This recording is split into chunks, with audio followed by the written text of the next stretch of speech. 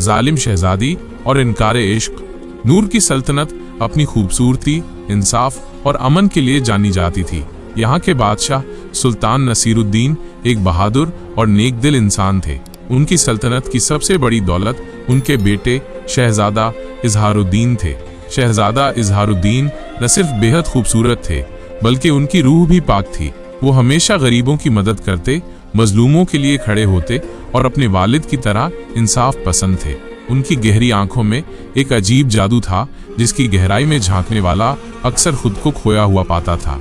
लेकिन एक शख्स ऐसा था जो उनकी आंखों में खो चुका था, शहजादी नूरजहां। सल्तनत अमाओं की शहजादी नूरजहां बचपन से ही शहजादा इजहार को चाहती थी। उनकी मुलाकात तब हुई थी जब सुल्तान नसीरुद्दीन सल्तनत अमाओं के बादशाह के मेहमान बने थे। उस वक्त नूरजहां महज 14 साल की थी और शहजादा इजहार 16 के। पहली ही मुलाकात में नूरजहां को लगा था कि उनका दिल हमेशा के लिए शहजादे के नाम हो चुका है। वो उन्हें दूर से देखती, उनकी हर बात पर मुस्कुराती और जब वो उनसे कोई सवाल करते तो उनका दिल इतनी तेज धड़कता कि लगता अब छुपकर भाग जाना चाहिए। लेकिन शहजादा इजहार कभी इस बात को समझ नहीं पाए। वक्त बीतता गया, दोनों सल्तनतें एक दूसरे से दूर हो गईं, लेकिन नूरजहां की मोहब्बत कम नहीं हुई। वो हर रोज अल्लाह से दुआ करती कि उनकी मोहब्बत कबूल हो जाए, लेकिन उन्हें ये नहीं पता था कि उनकी दुआ कबूल होने से पहले उनकी मोहब्बत का इम्तिहान लिया जाएगा, एक ऐसा इम्तिहान जो उनकी रूह तक को हिलाकर रख देगा। सल्तनत ज़ायरिन की हुक्मरान शहजादी ज़ायरा अपने हुस्न और तिलिस्मी ताकतों के लिए जानी जाती थी, लेकिन वह मोहब्बत पर यकीन नहीं रखती थी, बल्कि उसे हासिल करने की सनक थी। जब उसके जासूसों ने उसे शहजादा इजहार की तस्वीर दिखाई तो वो पहली ही नज़र में उस पर फिदा हो गई। लेकिन ये मोहब्बत नहीं थी, ये एक हुकूमत करने वाले इंसान की सनक थी जो हर खूबसूरत चीज़ को अपनी मिल्कियत समझता था। उसने अपनी गुलाम नौकरानी से कहा, अगर वो मेरा नहीं हो सकता तो मैं उसे किसी और का भी नहीं होने दूंगी।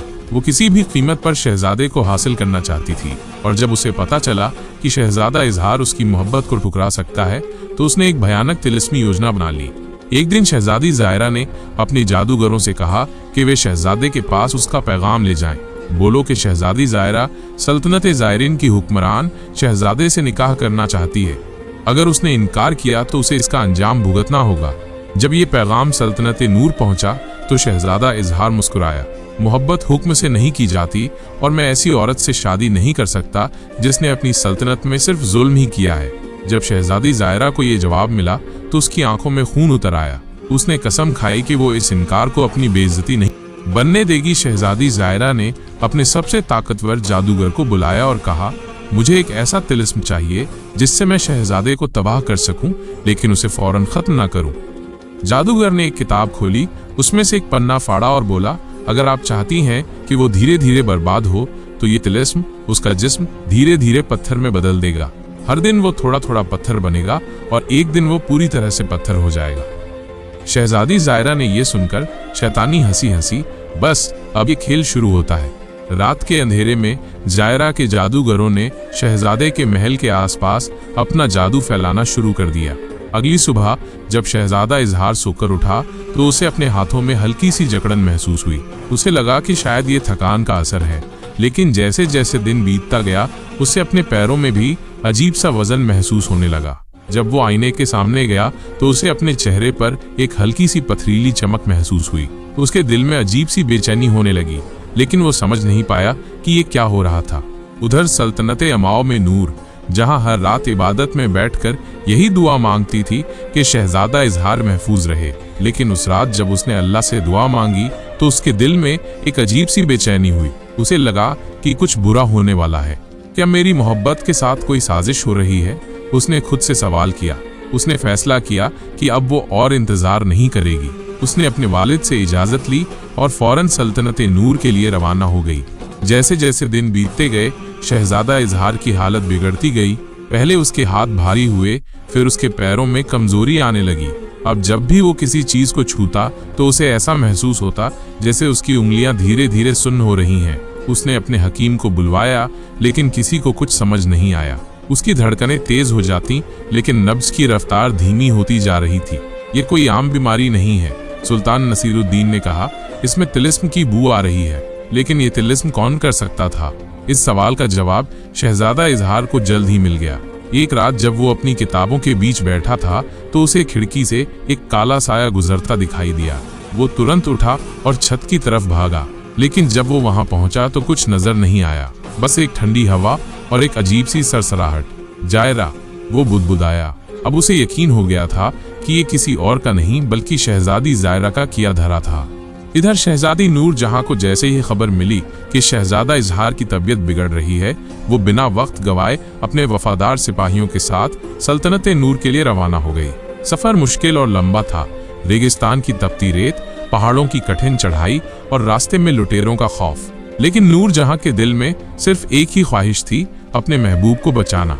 जब वो सल्तनत नूर पहुंची तो उसे देखकर हर कोई हैरान रह गया। सुल्तान नसीरुद्दीन ने उसका इस्तकबाल किया और कहा, शहजादी, आपको यहाँ देखकर खुशी हुई, लेकिन आप अचानक क्यों आईं? नूर जहां की आंखों में आंसू थे। मुझे महसूस हुआ कि शहजादा इजहार पर कोई आफत आने वाली है, मैं उसे छोड़कर नहीं रह सकती। ये सुनकर सुल्तान ने उसे इजहार के कमरे तक पहुंचाया। जैसे ही नूर जहां ने कमरे में कदम रखा, उसका दिल थम सा गया। शहजादा इजहार बिस्तर पर लेटा था, लेकिन उसका एक हाथ पूरी तरह से पत्थर का हो चुका था। या अल्लाह, नूर जहां के मुंह से निकला।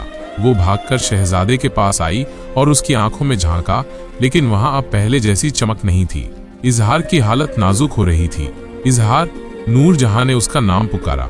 शहजादे ने धीरे धीरे अपनी आंखें खोली। उसकी नजरें धुंधली हो रही थीं, लेकिन जैसे ही उसने नूर जहां को देखा, उसके चेहरे पर हल्की सी मुस्कान आ गई। तुम आ गई, उसने मुश्किल से कहा। हाँ, और अब मैं तुम्हें बचाकर रहूंगी, नूर जहां ने कसम खाई।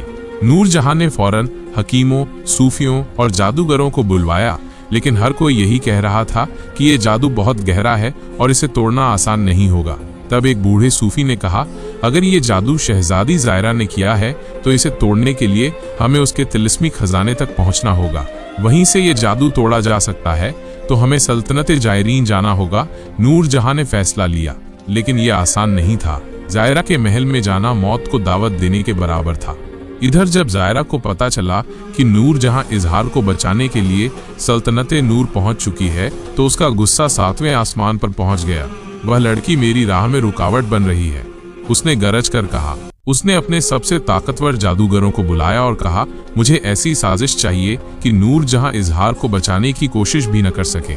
जादूगरों ने एक नया तिलिस्म तैयार किया, एक ऐसा तिलिस्म जो नूर जहां को भी उसी दर्द से गुजार देगा जिससे इजहार गुजर रहा था। रात के अंधेरे में उन्होंने नूर जहां पर एक काला जादू फेंका, और अगली सुबह जब नूर जहां सोकर उठी तो उसके हाथों में भी एक अजीब सी सुन्नता महसूस हुई। सुबह की पहली किरणें महल की दीवारों को छू रही थीं, लेकिन नूर जहां के लिए ये सुबह किसी खौफनाक सच्चाई को लेकर आई। जब नूर जहां ने अपनी हथेलियों की ओर देखा तो एक अजीब सी सफेदी फैलने लगी थी। जैसे जैसे उसने अपनी उंगलियों को हिलाने की कोशिश की, उसकी नसों में एक ठंडक दौड़ गई। या अल्लाह, ये क्या हो रहा है? नूर जहां घबराकर बोली। शहजादा इजहार, जो पहले से ही आधा पत्थर बन चुका था, उसकी हालत देखकर बेचैन हो उठा। नूर जहां, ये सब जायरा की चाल है, इजहार ने कहा, लेकिन अब वक्त कम था। अगर जल्द ही कोई हल नहीं निकला तो नूर जहां भी पत्थर बन जाएगी। इसी बीच महल के बाहर एक बुजुर्ग सूफी बाबा आ पहुंचे। उनके चेहरे पर नूर का तेज था और उनकी आंखों में हजारों रहस्य छुपे थे। शहजादी नूर जहां और शहजादा इजहार का दर्द अब बढ़ता ही जाएगा। उन्होंने धीमे स्वर में कहा, लेकिन एक रास्ता है जिससे ये तिलिस्म तोड़ा जा सकता है। क्या रास्ता है? नूर जहां ने उम्मीद से पूछा। सूफी बाबा ने आसमान की तरफ देखा और बोले, तुम्हें सल्तनत जायरीन की सबसे ऊंची पहाड़ी पर जाना होगा, जहां जादूगर शाह दरवेश का किला है। वहीं पर जायरा ने अपने तिलिस्मी खजाने को छुपाया हुआ है। अगर तुम उस खजाने तक पहुंच गई और रूहानी नूर हासिल कर लिया तो ये जादू टूट सकता है। लेकिन क्या? नूर जहां ने पूछा। ये सफर आसान नहीं होगा। वहां खौफनाक जिन, जादुई पहरेदार और जायरा के सबसे खतरनाक सिपाही मौजूद हैं। नूर जहां ने फैसला कर लिया। वो अपने वफादार सिपाहियों के साथ सल्तनत जायरीन की तरफ रवाना हो गई। रात के अंधेरे में उन्होंने सफर शुरू किया। रास्ता वीरान था, हर तरफ खौफनाक सन्नाटा था। जब वे एक जंगल से गुजर रहे थे तो अचानक घने पेड़ों के बीच से एक तेज आवाज आई। कौन हो तुम लोग? अचानक जंगल में से कुछ अजीबोगरीब साए निकलने लगे। उनकी आंखें सुर्ख लाल थीं और उनके हाथों में चमकती तलवारें थीं। ये जायरा के जिन्न हैं। तुरंत तलवारें खींच गईं। नूर जहां ने अपनी कटार निकाल ली और बहादुरी से लड़ाई शुरू कर दी। लेकिन ये जिन आम लड़ाकों की तरह नहीं थे। वे हवा में गायब हो जाते और फिर अचानक किसी और जगह प्रकट हो जाते। हमें तिलस्मी पानी चाहिए। नूरजहां को याद आया कि सूफी बाबा ने कहा था कि सिर्फ पवित्र पानी ही इन जिन्नों को कमजोर कर सकता है। सिपाहियों ने अपने थैलों में से पाक जमजम का पानी निकाला और जिन्नों पर फेंक दिया। जिन्न तड़पने लगे और चीखते हुए हवा में घुल गए। हमने पहला इम्तिहान पार कर लिया। नूरजहां ने चैन की सांस ली। लेकिन ये तो बस शुरुआत थी। उधर जायरा को जब खबर मिली कि नूरजहां उसके तिलस्मी खजाने की तरफ बढ़ रही है तो उसका गुस्सा फूट पड़ा। वो लड़की इतनी आसानी से नहीं बच सकती। उसने अपने सबसे बड़े जादूगर शाह दरवेश को बुलाया। ये वही जादूगर था जिसने जायरा को काले जादू के रहस्य सिखाए थे। शहजादी, अगर वो लड़की खजाने तक पहुंच गई तो हमारा तिलिस्म टूट सकता है। शाह दरवेश ने चेतावनी दी। तो कुछ ऐसा कर कि वो वहां तक पहुंच ही न पाए। शाह दरवेश ने काले जादू का एक भयानक मंत्र पढ़ा। उसने अपने हाथ से एक हरे रंग का धुआं निकाला जो धीरे धीरे हवा में फैल गया। अब देखते हैं कि नूरजहां इस जादू से कैसे बचती है। इधर नूरजहां और उसके सिपाही जब आगे बढ़ रहे थे तो उन्हें रास्ते में एक अजीब दरिया मिला। ये दरिया न किसी नक्शे में था और न ही किसी ने पहले इसे देखा था। क्या ये दरिया हमेशा से यहाँ था? एक सिपाही ने हैरानी से पूछा। लेकिन जैसे ही उन्होंने दरिया पार करने की कोशिश की, उसमें से लंबी लंबी काली परछाइयां उठने लगी। ये कोई आम दरिया नहीं था, ये शाह दरवेश का जादू था, मौत का दरिया। अगर हम इसमें कदम भी रखेंगे तो ये हमें खींच लेगा। अब रास्ता बंद हो चुका था।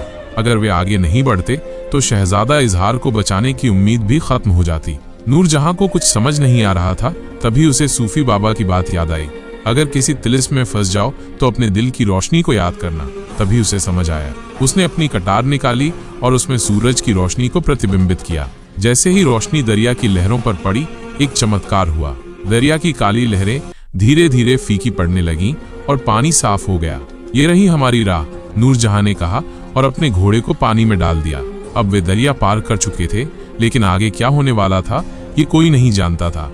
जैसे ही नूरजहां और उसके सिपाही मौत के दरिया को पार करके आगे बढ़े, उन्हें दूर से एक ऊंचा किला दिखाई दिया। ये वही तिलस्मी किला था जहां जायरा ने अपना खजाना छुपा रखा था। हम अपने मकसद के करीब पहुंच चुके हैं, नूरजहां ने जोश से कहा। लेकिन जैसे ही वे किले के दरवाजे तक पहुंचे, अचानक काले बादल घिरने लगे। बिजली चमकी और आसमान में शाह दरवेश का डरावना चेहरा प्रकट हुआ। नूरजहां, तुमने मेरी हर चाल को मात दी, लेकिन अब आगे नहीं जा पाओगी। शाह दरवेश ने अपना हाथ उठाया और एक तिलस्मी तूफान उठा। हवा इतनी तेज हो गई कि घोड़े बेकाबू हो गए और सिपाही जमीन पर गिरने लगे। हमें इस तूफान से बचना होगा, नूरजहां ने चिल्लाया। लेकिन कैसे? नूरजहां को सूफी बाबा की दूसरी बात याद आई। किसी भी जादू का तोड़ अल्लाह के नाम से किया जा सकता है। उसने अपनी आंखें बंद की और दिल से सूरह फलक और सूरह नास पढ़ने लगी। धीरे धीरे तूफान की ताकत कम होने लगी और कुछ ही पलों में वो पूरी तरह गायब हो गया। शाह दरवेश गुस्से से चिल्लाया, लेकिन अब बहुत देर हो चुकी थी। नूरजहां और उसके साथी किले के अंदर दाखिल हो चुके थे।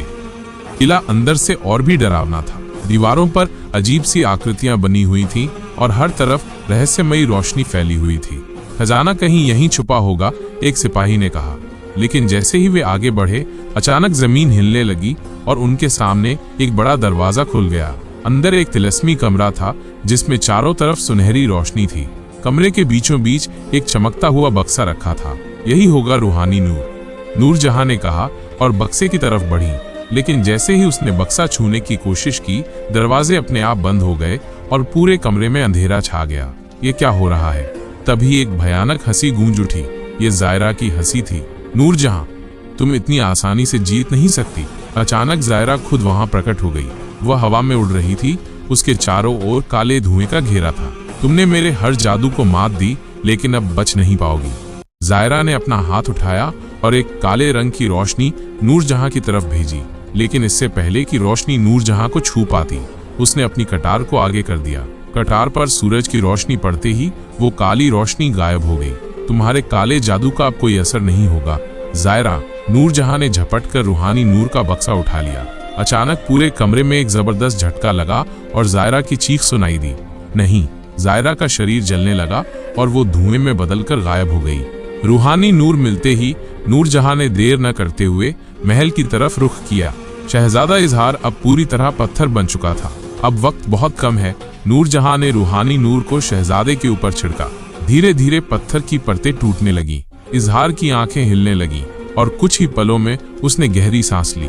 नूरजहां शहजादा इजहार को वापस जीवित देखकर पूरे महल में खुशियां मनाई जाने लगी। लेकिन ज़ायरा पूरी तरह खत्म नहीं हुई थी। उसके बचे खुचे जादू ने महल को घेर लिया। यह खत्म नहीं हुआ। महल की दीवारें गिरने लगी और हर तरफ अंधेरा फैलने लगा। हमें इसे पूरी तरह खत्म करना होगा, सूफी बाबा ने सलाह दी। अगर तुम इस जादू को हमेशा के लिए खत्म करना चाहती हो तो रूहानी नूर को महल की सबसे ऊंची मीनार से रोशनी की तरफ फैला दो। नूरजहां ने रूहानी नूर को उठाया और उसे मीनार से ऊपर उठा दिया। तभी एक तेज रोशनी चारों तरफ फैल गई। महल में फैला हुआ सारा काला जादू खत्म हो गया और ज़ायरा की आखिरी चीख के साथ उसकी साजिश हमेशा के लिए खत्म हो गई। अब महल में खुशियां लौट आई थीं।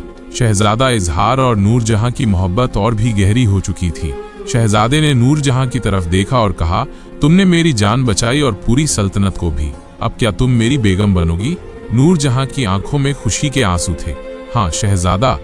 महल में धूमधाम से शादी की तैयारियां शुरू हो गईं। पूरे मुल्क में खुशियां मनाई गईं। शाही निकाह हुआ और दोनों ने हमेशा के लिए एक दूसरे को अपना बना लिया। लेकिन कहानी यहीं खत्म नहीं हुई। सूफी बाबा ने कहा, याद रखना, तिल्स्म पूरी तरह खत्म नहीं हुआ है। अगर कोई और इसे फिर से जगाने की कोशिश करे तो अंधेरा फिर लौट सकता है। तो हमें इसे हमेशा के लिए सुरक्षित रखना होगा, नूरजहां ने कहा। शहजादा इजहार और नूरजहां ने रूहानी नूर को सल्तनत की सबसे गहरी गुफा में छुपा दिया ताकि कोई और इसे कभी बुरे इरादों से इस्तेमाल न कर सके। और इस तरह उनकी मोहब्बत और बहादुरी की ये दास्तान इतिहास में अमर हो गई। तो दोस्तों, ये थी आज की कहानी। अगर आपको कहानी पसंद आई हो तो हमारे चैनल जहांगीरी कहानियां को जरूर सब्सक्राइब करें। बेल आइकन दबाना न भूलें। फिर मिलते हैं अगली वीडियो में। अल्लाह हाफिज।